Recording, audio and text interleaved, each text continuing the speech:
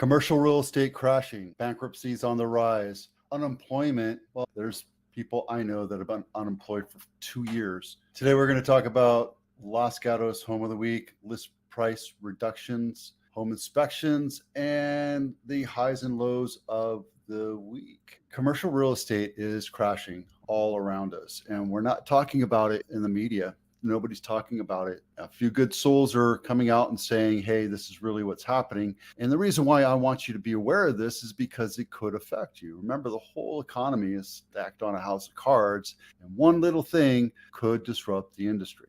Automotive industry is stacked up, days on market there going forever. New cars are not selling the way they're expecting them to.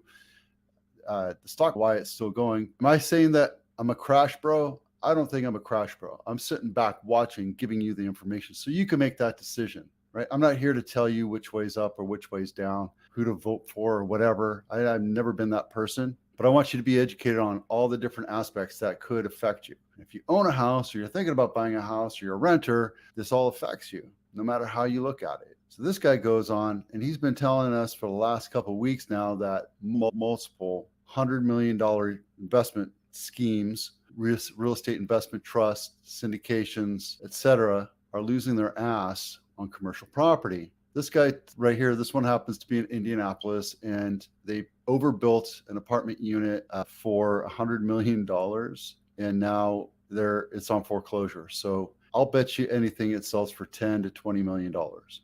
We'll see what happens. But if you look at this guy, he has a ton of different, all of these right here. This is Copper Creek, Riverside Ranch, Texas. Seems to be happening a lot in Texas right now, right? That's probably because that's where he lives. But he also showed me one, Lake Forest, that's in LA. There's Class A office space in New Jersey. And it's right here, 45% discount. This is the one that we just saw. San Diego, 82 apartment, 1,200 units, San Francisco.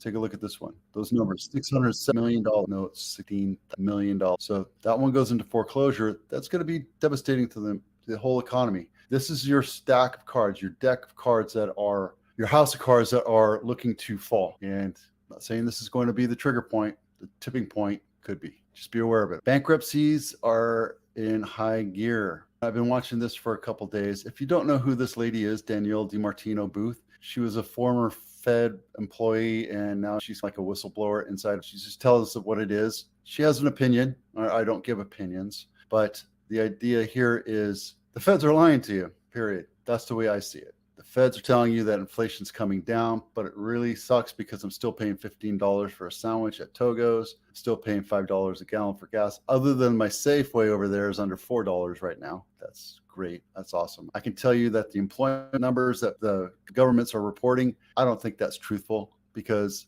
there's a lot of people I know that are underemployed or unemployed or so stressed because they're overburdened because they don't have enough employees for what they're doing. Everybody I talk to, there's a bunch of smoke and mirrors happening here. So again, I would take 25 minutes on the way to work or back home today. Take your time and watch this or listen to it on your way back. Be aware of what's going on. And don't listen to the news. The news isn't correct. They're propaganda. And I don't care what side it is. It's all propaganda. All right. Los Gatos Home of the Week. And I had to do this because, it's awesome. 10 bedroom, 7.5 bath, 1.3 acres, 13,000 square foot home. This is not my listing. It's in Los Gatos, Monte Sereno area. And let's take a look at it real quick. Not going to be able to do that today. Let's see if this one pops up. But again, we have it on my blog, so you can take a look at it. $1 million total remodel, truly reflective of an enormous European luxurious estate. It says 1.37 here, and it says 1.38. So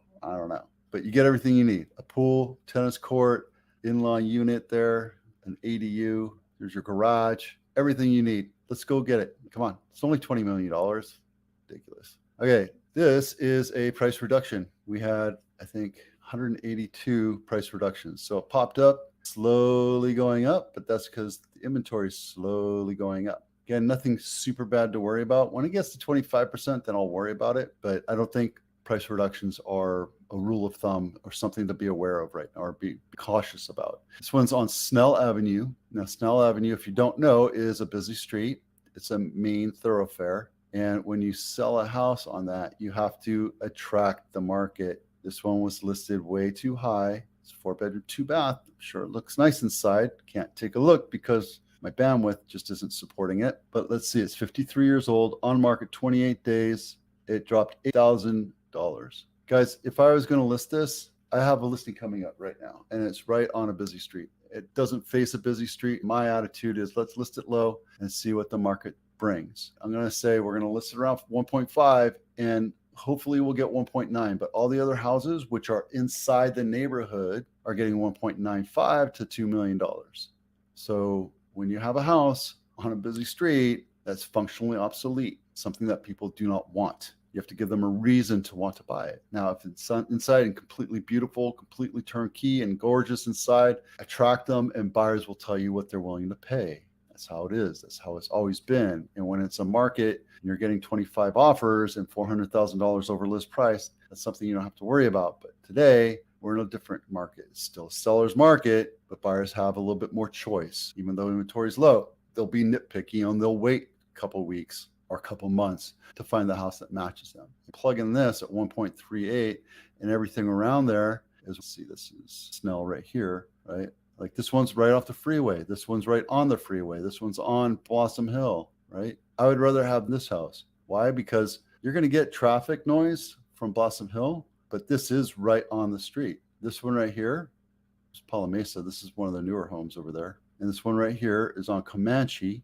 but it's right off of Blossom Hill. So again, you get freeway noise. It's going to detract from the value of your house. So when you price it accordingly, take a look at this one, Bernal. If Bernal's a major street, but you're still backed away, so you're not getting. You still get a little bit. This one should have sold 1.4. But I think what it is that they sold it listed it way too high. I would have gone 1.3, 1.25, and brought the market in, not have to wait 78 days. So there you go. This episode is brought to you by the Home Inspection Checklist. Think about selling your house. This does not take over the idea of what a professional inspector does, but it'll give you an idea of what inspectors will look at, and then you can fix them up. And again, disclose it, right? Talks about landscaping, house structure, interior house, window, doors, trim, attic, interior, kitchen, bathroom, appliances, plumbing, etc. It gives you everything you need so you can walk through it. And when the inspector comes through, you can give that to them,